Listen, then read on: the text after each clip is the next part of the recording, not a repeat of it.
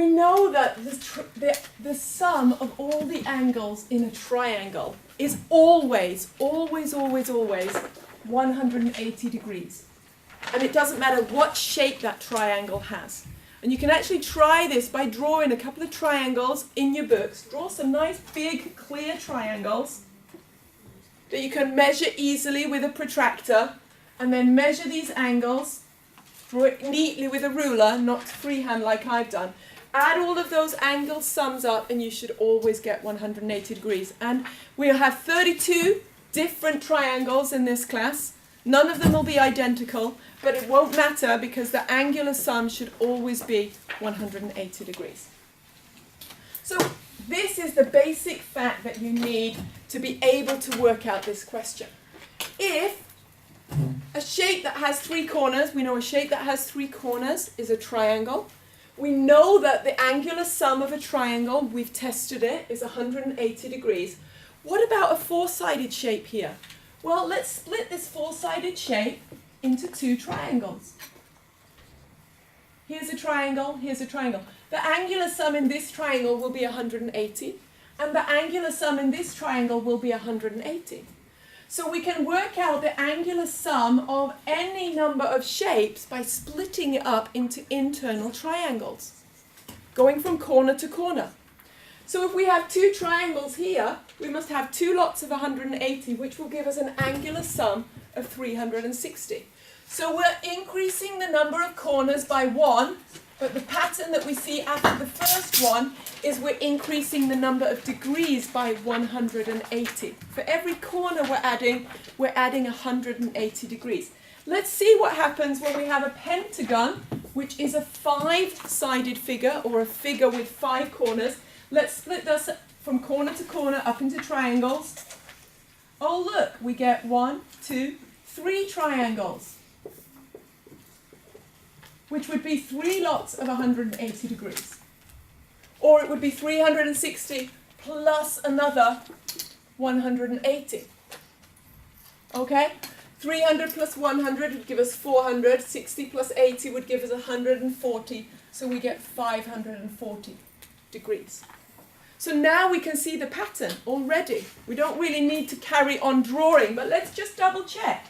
We really want to make sure that our hypothesis works. Let's split a 6-sided figure up.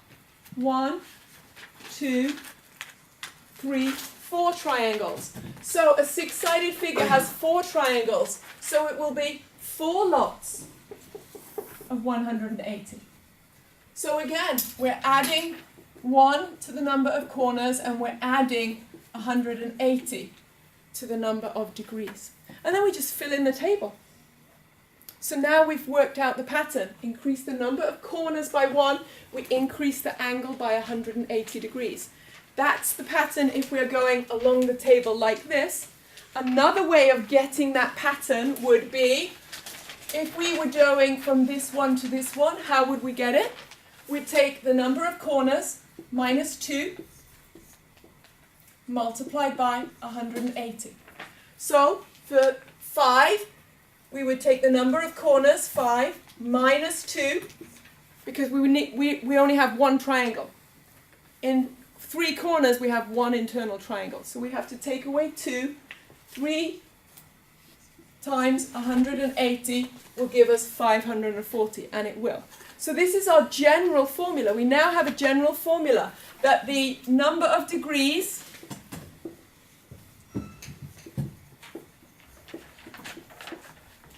internal angle would be the number of corners, n, minus 2, multiplied by 180 degrees, where n equals number of corners of the shape.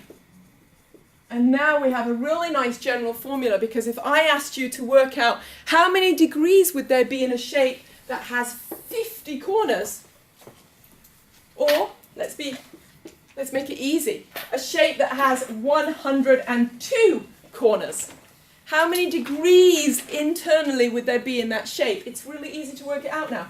102 minus 2 multiplied by 180, we get 100 multiplied by 180 to give us 18,000 degrees. We'd get 18,000 degrees of, if we measured with our protractor, all the internal angles in a really big shape with 100 different corners. And it wouldn't matter whether it was a regular shape or irregular. Notice that a square has 360 as its internal angles, but so does an irregular parallelogram or a trapezium. It doesn't matter. If a shape has 4 sides, it can be split up into 2 triangles from corner to corner, giving you that all of the angles inside any 4-sided shape add up to be 360 degrees. So this is a very good fact about geometry.